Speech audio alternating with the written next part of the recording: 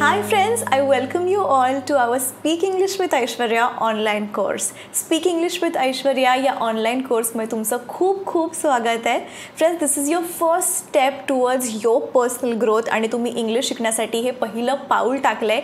हीच खूप मोठी गोष्ट आहे. फ्रेंड्स, या संपूर्ण कोर्समध्ये आपण सगळ्या इंग्लिशच्या बेसिक कन्सेप्ट्स बघणार आहोत, सगळं इंग्लिशचं ग्रामर बघणार आहोत and then you will be able to speak in English correctly, confidently and fluently.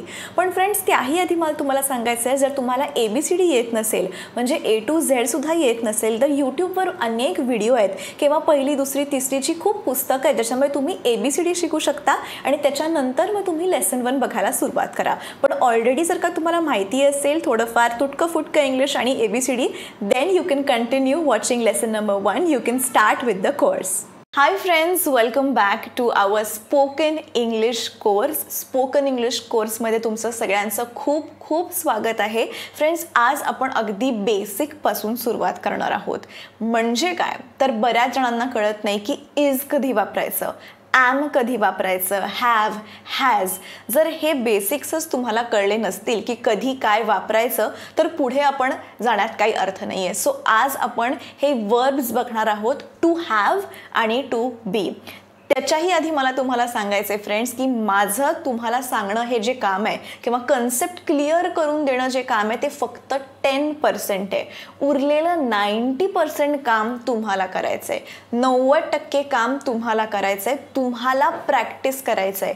तुम्हाला जास्ती मेहनत घ्यावी लागणार आहे इंग्लिश शिकण्यासाठी. बिकॉज मी फार तर फार फक्त तुम्हाला कन्सेप्ट क्लिअर करून देऊ शकते, तुम्हाला एक्सरसाइजेस सॉल्व्ह करायला देऊ शकते, वेगळी वेगळी एक्झाम्पल्स सांगू शकते. पण मेन रोज तुम्ही तुमच्यावर किती काम करताय that is going to be important. त्यामुळे प्लीज तुम्हीही प्रॅक्टिस करा. आत्ताचे जे नोट्स असतील तुम्ही एक हवं तर बुक घेऊन बसा, पेपर घ्या किंवा पेन आणि पेन्सिलसुद्धा घ्या आणि नोट डाऊन करा आपण काय शिकतोय ते.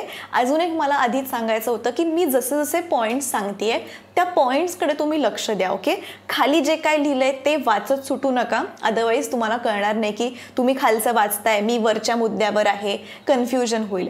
सो तसं करू नका. Go with the flow. मी जे सांगते ते ऐका आणि then you will be good to go. Okay, त्यामुळे आज सुरुवात करूयात आपल्या लेसन 1 ला. Friends, this is our lesson 1. Okay, verbs आपण बघणार आहोत. कोणते? टू बी आणि टू हॅव. फ्रेंड्स, आता टू बी म्हणजे काय? टू बी म्हणजे असणे. ओके, कुठल्या तरी स्थितीत असणे किंवा काहीतरी असणे. टू बी इज जस्ट असणे. ओके, कन्फ्यूज होऊ नका, कारण का टू बीचंच होतं इज, ॲम आणि are. Okay, that is a state. To be म्हणजे असणे, एवढं लक्षात ठेवा. ओके, आता ॲम कधी वापरला जातो, इज कधी वापरला जातो आणि आर कधी वापरला जातो ते आपण बघणार आहोत. आणि फ्रेंड्स, हा जो चार्ट आज आपण शिकणार आहोत तो तुम्ही लिहून तर काढाच, पण हा पाठ करा. ओके, पक्का मनात हा चार्ट असू दे, बिकॉज ह्याच्या आधारेच पुढचं सगळं अवलंबून आहे. All right, the entire thing is dependent on this. So I जेव्हा तुम्हाला वापरायचं असेल तेव्हा you must use am. I am. Okay, I बरोबर कधीच आय इज किंवा आय आर लागत नाही. So it's always going to be I am. All right, आता इज. इजचा वापर कधी कधी होणार आहे. He is, she is, it is, किंवा कोणाचं तरी नाव असेल, शीतल इज, किंवा एखादी गोष्ट असेल सिंग्युलर म्हणजे एकवचनी नाम, like for example say bottle. Okay, bottle is, water bottle is, tiffin is. So एक कुठली तरी गोष्ट असेल तर इज आपण वापरणार आहोत. सो इज, ही ॲम कधी आपण वापरत नाही, ही इज. ही आर कधी आपण वापरत नाही, ही इज. ही म्हणजे तुम्हाला आय होप माहिती असेल. ओके, बेसिक तुम्हाला माहिती असं समजून चालते मी, तरी मी तुम्हाला सांगते. ही म्हणजे तो, शी म्हणजे ती, मुलगी असेल तर ती म्हणजे शी.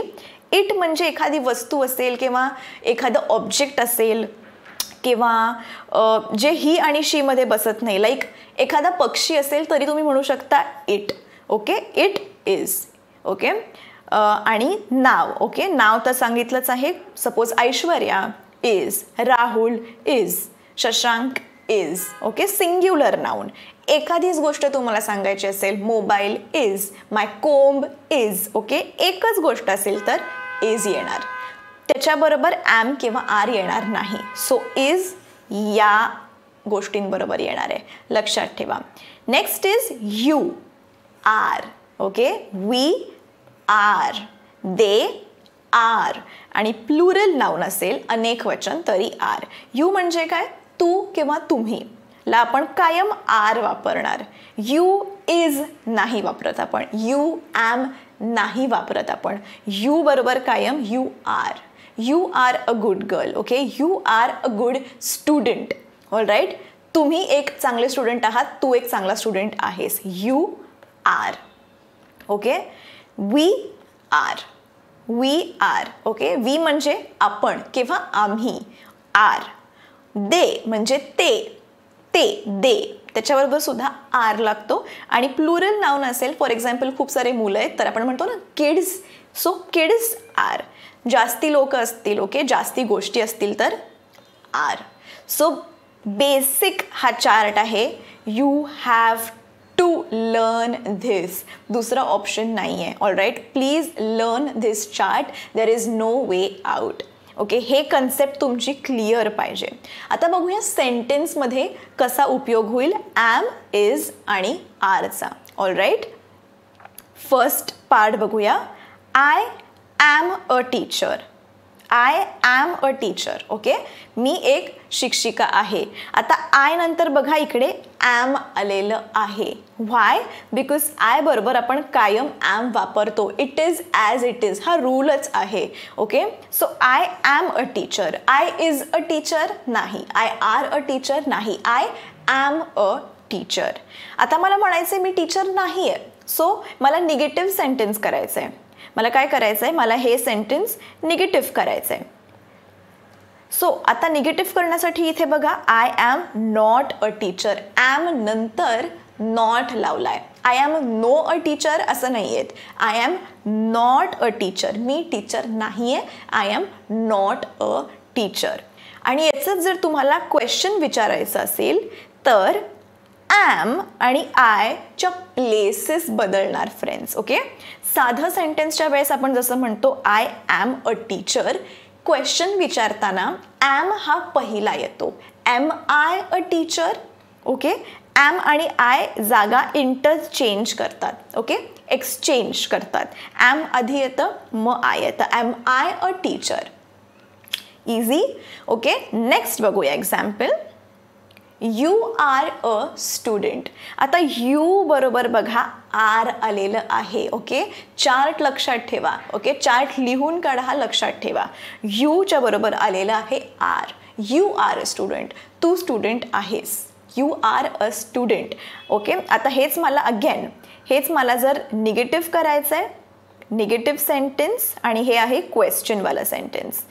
You are not a student, तू स्टुडंट नाही आहेस. You are not a student. No student, you are no a student असं नाही. All right, you are not a student. All right, आणि क्वेश्चन विचारायचं असेल तर मी काय सांगितलं होतं, आर आणि यू जागा फक्त इंटरचेंज करणार. Okay, you are a student हे नॉर्मल सेंटेन्स झालं, आणि प्रश्न विचारायचा असेल तर are you a student. Are फक्त आधी घ्यायचं आहे यूच्या. Are you a student. Are you a student, तू स्टुडंट आहेस का. Are you a student.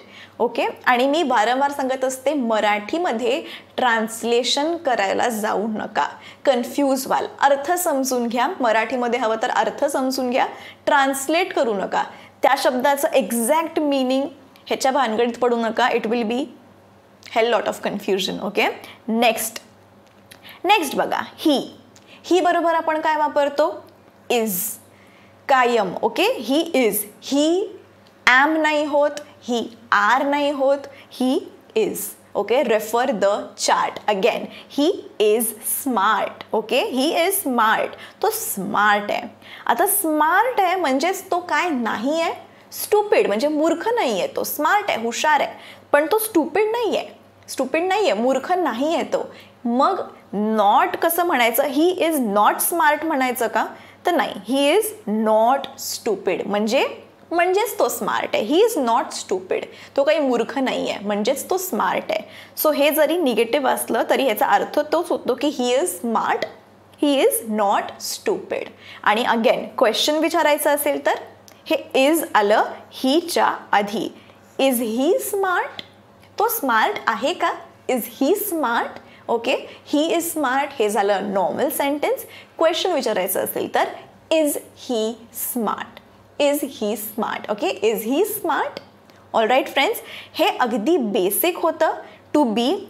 हा चार्ट तुम्हाला पुढे पण लागणार आहे, म्हणजे आयुष्यात सुद्धा आणि पुढच्या लेसनसाठी सुद्धा. सो प्लीज हा चार्ट लक्षात ठेवा. फ्रेंड्स, आत्ता आपण बघितलं टू बी. टू बी हा वर्ब आहे, असणे, आणि त्याचे हे फॉर्म्स आहेत. लाईक आय बरोबर आपण ॲम वापरणार, या गोष्टी आपण इज बरोबर वापरणार, आणि या गोष्टी आपण आर बरोबर वापरणार. ऑल राईट, आता आपण बघणार आहोत टू हॅव. टू हॅवमध्ये खूप गमती जमती आहेत, थोडंसं डिफिकल्ट वाटू शकतं, बट पे अटेन्शन. मी सोपं करून सांगण्याचा पूर्ण प्रयत्न केलेला आहे. All right, to have. Let's move on to to have. आता परत एकदा मी जे बोलते त्याच्याकडे लक्ष द्या, खालचं वाचत सुटू नका, otherwise it will be a problem. Confusion होईल, तुम्ही मिस आउट कराल पॉईंट्स. मी जे बोलते त्याच्याकडे प्लीज लक्ष द्या. आता टू हॅव म्हणजे काय फ्रेंड्स? इंग्लिशमध्ये अर्थ बघूया. टू हॅव म्हणजे टू ओन समथिंग किंवा to just have it. To own something किंवा टू जस्ट हॅव इट म्हणजे काय? च्या जवळ आहे. ऑल राईट, किंवा म्हणजे कोणाच्या तरी जवळ आहे, ओके, माझ्या जवळ आहे, किंवा कोणाच्या तरी कडे आहे, माझ्याकडे आहे, किंवा कशाच्या तरी मध्ये आहे, किंवा भाऊ बहीण आहेत. सो काहीतरी आहे, तुमच्या मालकीचं आहे किंवा अस्तित्वात आहे आणि जे तुमचं आहे. ओके, फॉर एक्झाम्पल हे pen, I have a pen. Okay, I have a pencil. Okay, this is mine, I have a pencil. So to have is to own something, काहीतरी असणे स्वतःकडे. Okay, that is to have, स्वतःकडे किंवा कोणाकडे तरी. So that is own something is to have. लक्ष द्या friends. आता आपण हॅव कधी वापरतो आणि हॅज कधी वापरतो ते बघूया. ओके, आय असेल तर have, I have, you have, we have, they have. Plural काही असतील गोष्टी, kids have, doctors have, clerks have किंवा accountants have. सो प्लुरल आहे. flowers have, bottles have, pencils have, because अनेक वचन आहे. सो आय, यू, वी, दे आणि अनेक वचनासोबत लागतं हॅव. Okay, HAVE, have. मग आता हॅज कशाबरोबर वापरणार आहोत आपण? He has, she has, it has. Singular noun असेल तर मगाशी जसं सांगितलं तसं, bottle has, pencil has. All right, pen has, mobile has, dog has, cat has. किंवा नाव असेल तर Raj has, Neha has, Rinku has, Aishwarya has. कळलंय? आता प्लीज ह्याच्याकडे बघू नका. All right, you will get confused. आता हे समजून घ्या, हॅव अँड हॅज. आपण नंतर बघणार आहोत की डू आणि डज सुद्धा कधी वापरलं जातं ते आपण बघणार आहोत. बट आत्ता तुम्हाला हे समजून घ्या की आय, यू, वी, दे आणि अनेक वचन काही असेल तर आपण हॅवचा वापर करतो. आणि ही, शी, इट सिंग्युलर नाउन म्हणजे एक वचन असेल आणि कोणाचं तरी नाव तुम्ही घेत असाल तर आपण हॅजचा वापर करतो. हा टेबल तर पाठ करावाच लागणार आहे. इक्वली इम्पॉर्टंट हा टेबल पाठ करूनच घ्या. रादर हा एंटायर लेसन जो आहे फर्स्ट आत्ता जो आपण शिकतोय तो पूर्ण पाठ असायला हवा, तर तुमचे बेसिक्स क्लिअर होतील. ओके, आता friends example, I have a pencil. माझ्याकडे पेन्सिल आहे. I have a pencil. आता माझ्याकडे जर पेन्सिल नाही आहे तर आपण असं म्हणणार आहोत का I have not a pencil? Okay. I have not a pencil हे चुकीचं आहे. माझ्याकडे पेन्सिल नाही आहे, मी म्हणणार I don't have a pencil. Okay, माझ्याकडे पेन्सिल नाही आहे, I don't have a pencil. I have not a pencil हे चुकीचं आहे. I don't have. सो इकडे डोंट आलाय. डोंट जर तुम्हाला कन्फ्युजन होत असेल की डोंट म्हणजे काय, तर डोंट म्हणजे do not. Okay, do not. I do not have a pencil. I don't have a pencil. Okay, माझ्याकडे पेन्सिल नाही आहे. आणि मला जर प्रश्न विचारायचा आहे तुम्हाला की तुमच्याकडे पेन्सिल आहे का, तर मी काय म्हणणार, हॅव यू पेन्सिल असं म्हणणार का, कारण आपण तर काय शिकतोय, हॅव. मग मी असं विचारणार आहे का, हॅव यू पेन्सिल, तर नाही. मी ॲड करणार आहे do. Okay, do you have pencil. Do you have pencil. तुमच्याकडे पेन्सिल आहे का, do you have pencil. All right, do आलेलं आहे. आता हॅवच्या बरोबर डू हे हेल्पिंग वर्ब कायम वापरलं जातं. आता तुम्ही इकडे बघा, इकडे जे होतं ॲम इज आर, त्याच्याबरोबर आपल्याला काही लागत नव्हतं. I am a teacher. इकडे फक्त तो एकच वर्ब आहे. डू किंवा बाकी कशाची आपल्याला गरज लागली नाही. डू डजची काही गरज नाही लागली. पण हॅव फ्रेंड्स असा एक वर्ब आहे की त्याला डू या हेल्पिंग वर्बची मदत लागतेच. ओके, हेल्पिंग वर्ब हेच नाव सांगतंय की कोणाला तरी ते मदत करतं. ओके, ते क्रियापद जे आहे ते कोणाला तरी मदत करतं आणि हॅवच्या बरोबर डू हे कायम वापरलं जातं. आता डू कधी वापरायचं आणि डज कधी वापरायचं ते आपण बघूयात, म्हणजे तुम्हाला सेंटेन्स कसं फॉर्म करायचं हे समजेल. त्याचबरोबर हॅव आणि हॅजमधलं कन्फ्युजन पण जाईल. सो फ्रेंड्स, हॅजच्या बरोबर कायम डज येणार आणि हॅवच्या बरोबर कायम डू येणार. ऑल राईट, हॅवच्या बरोबर डू आणि हॅजच्या बरोबर डज. पण आता ह्याच्यामध्ये जराशी ट्रिक आहे. ट्रिक अशी आहे, ट्रिक म्हणजे थोडंसं ॲक्च्युली ट्रिकी आहे, अवघड आहे. इज हॅजचं जेव्हा तुम्हाला निगेटिव्ह सेंटेन्स बनवायचं आहे, ओके, नकारार्थी निगेटिव्ह सेंटेन्स जेव्हा बनवायचं आहे तेव्हा हॅजचं होतं does not have. Does not has आपण कधीच म्हणत नाही. आपण डज नॉट हॅज असं कधीच म्हणत नाही. All right, does not has हे वाक्य आपण असं कधीच म्हणत नाही. आपण काय म्हणतो, डज नॉट हॅव. मग ते जरी ही शी इट सिंग्युलर नाऊन किंवा नाव असेल, ओके, आणि जरी इकडे हॅज मी सांगितलं असेल, पण जेव्हा नकारार्थी होतं तेव्हा ते होतं हॅव. परत एकदा सांगते, लक्ष द्या. ह्याच्या नंतरचं पण सांगते, मग आपण बघूया. हॅव, ओके, आता हॅव जर तुम्हाला निगेटिव्ह करायचं आहे तर त्याचं होणार do not have. Okay, do not have.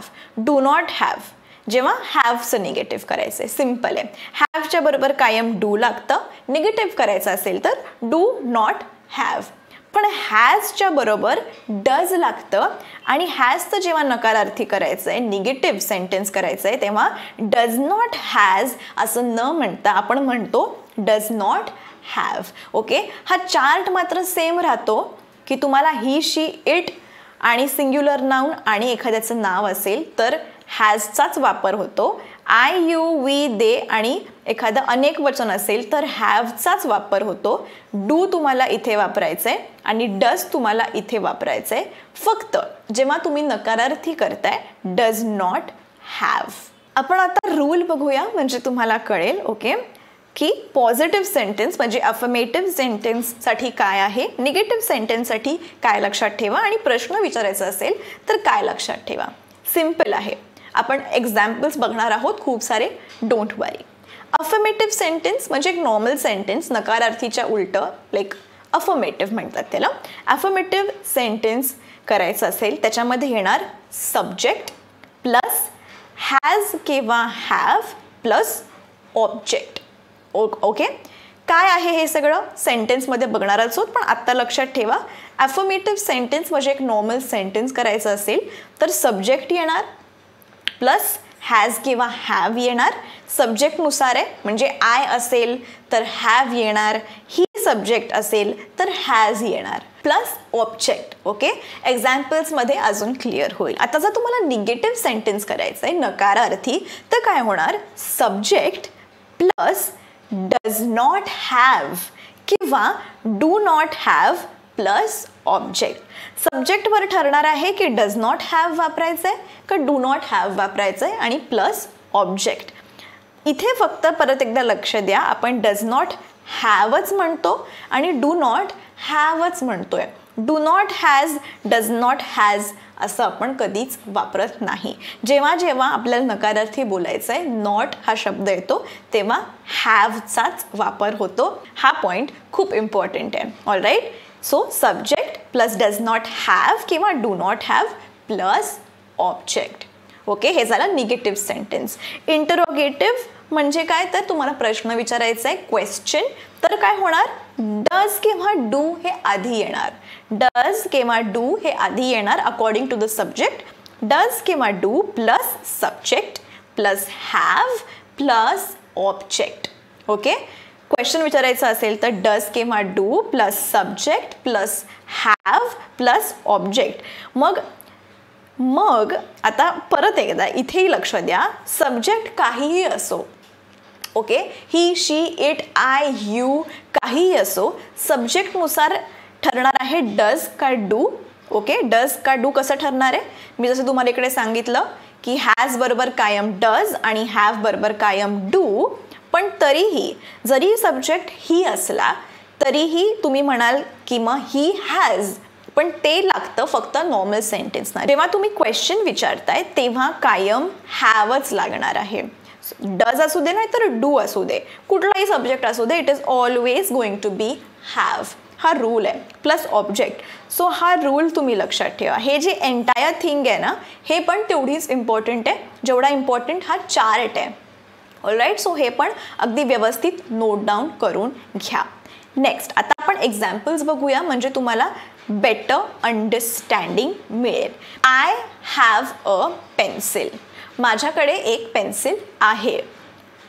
हे बघा, आय झाला सब्जेक्ट, हॅव कारण का आय बरोबर कायम हॅव लागतं. I have a pencil. Pencil is a object. So subject plus has किंवा have plus object. I have a pencil. Next, negative बघूया. I do not have a pencil. I do not have a pencil. Subject काय आहे? I. आता I बरोबर कायम do not का आलंय इकडे फ्रेंड्स? डज नॉट का नाही आलंय? ओके, तुम्ही विचाराल की हे डज नॉट का नाही आलंय, तर अगेन आय बरोबर कायम डू लागतं, लक्षात ठेवा. All right, do. डज कधीच नाही.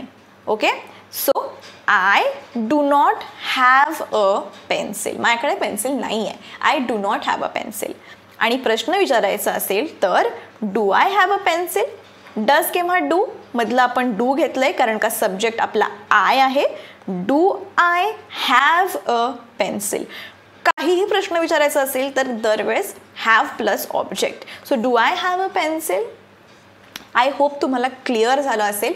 कन्फ्युजन असेल तर पुढच्या एक्झाम्पल्सने ते दूर होईल. प्रॅक्टिस करत राहा तरच तुम्हाला समजेल. Okay, next example. He has a cycle. He has a cycle. Has का? Because he comes under this has. हॅजच्या बरोबर आपण, हीच्या बरोबर आपण हॅज वापरतो. सो त्याच्याकडे सायकल आहे. ही हॅज अ सायकल. त्याच्याकडे सायकल नाही आहे. ही does not have a cycle. Again तुम्ही म्हणाल की ही does not has a cycle का नाही आहे? ओके, डज वापरायचं आहे कळलं, यांच्याबरोबर डज वापरायचं आहे कळलं, पण आता हे तर हॅजच्या अंडर आहे आणि तुम्ही म्हणताय he does not have a cycle. तर हा मी रूल सांगितलाय तो कायम लक्षात ठेवा. Okay, subject plus does not have किंवा do not have plus object. हॅजच्या बरोबर कायम जेव्हा तुम्हाला निगेटिव्ह सेंटेन्स करायचं असतं तेव्हा डज नॉट हॅवचाच वापर होणार. डज नॉट हॅज आपण वापरत नाही. All right, so he does not have a cycle. आणि प्रश्न विचारायचा असेल तर does he have a cycle. Does he have a cycle. डजचा वापर होतोय कारण का ही आहे. All right, does he have a cycle. कारण आपण बघितलेलं आहे क्वेश्चनमध्ये कायम हॅवचाच वापर होतो. काहीही जरी सब्जेक्ट असला तरी हॅज आपण वापरत नाही. Okay, so does he have a cycle, does he has a cycle आपण असं कधीच म्हणत नाही. दॅट इज अ रूल आणि हे तुम्हाला लक्षात ठेवावंच लागणार आहे. Okay, you have to learn these things. आता खूप सारे आपण एक्झाम्पल्स बघणार आहोत, सो पे अटेन्शन. मी जसं जसं वाचते तसं तसं तुम्ही बघा म्हणजे तुम्हाला समजेल. I have office on Monday. मला सोमवारी ऑफिस आहे. I have office on Monday. I do not have office on Monday. मला ऑफिस नाही आहे सोमवारी. I do not have office on Monday. Do I have office on Monday. Suppose मी स्वतःच विचार करते की अरे सोमवारी सुट्टी आहे का, ऑफिस आहे का, आठवत नाही आहे. Do I have office on Monday. Okay, आता she has office on Monday. She बरोबर आलाय has. She has office on Monday. She does not have office on Monday. तिला सोमवारी ऑफिस नाही आहे. She does not have office on Monday. जरी इकडे normal सेंटेन्समध्ये she has आपण वापरत असलो तरीही जेव्हा नॉटचा वापर करतोय तेव्हा ते आपोआप हॅव असंच होतं. So she does not have office on Monday. हे लक्षात घ्या. ओके, आणि प्रश्न विचारायचा असेल तर does she have office on Monday. Again question विचारायचा असला तरीही आपण हॅजचा वापर करत नाही, हॅवच वापरतो. Does she have office on Monday.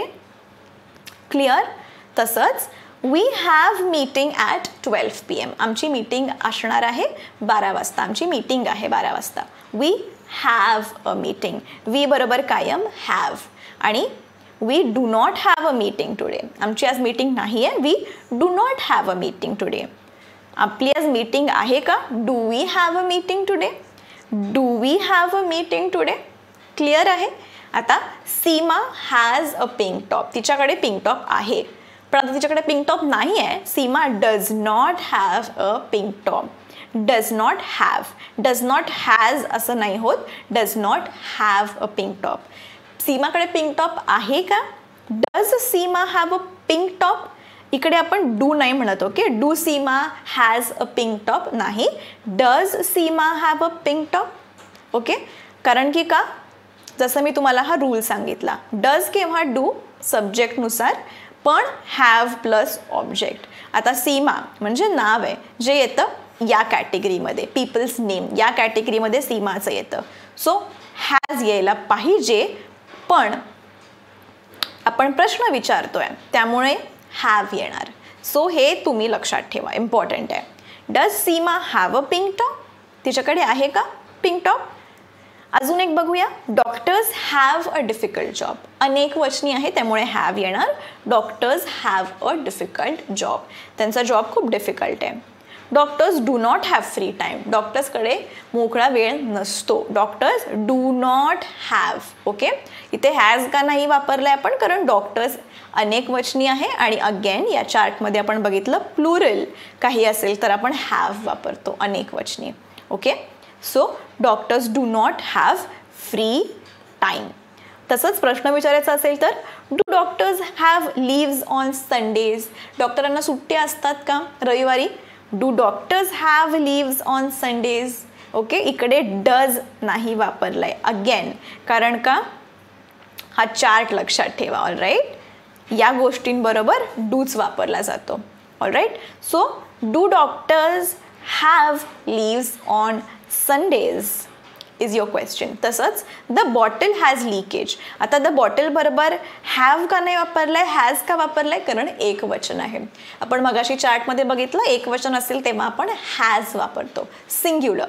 The bottle has a leakage. Leakage म्हणजे बाटली गळती आहे. The bottle has a leakage. आता बाटली गळत नाही आहे. The bottle does not has a leakage नाही येणार. Does not have a leakage येणार. Okay, the bottle does not have a leakage. Negative झालं सेंटेन्स किंवा प्रश्न विचारायचा असेल तर हॅवच येणार. The bottle does not have a leakage. तुझी बाटली गळतीये का. Does your bottle have a leakage. Do your bottle नाही येणार, कारण का सिंग्युलर आहे, एकच बाटलीबद्दल बोलतोय, त्यामुळे does. Does your bottle have a leakage? Does your bottle have a leakage? ही होती example sentences friends. I hope तुम्हाला कळलं असेल.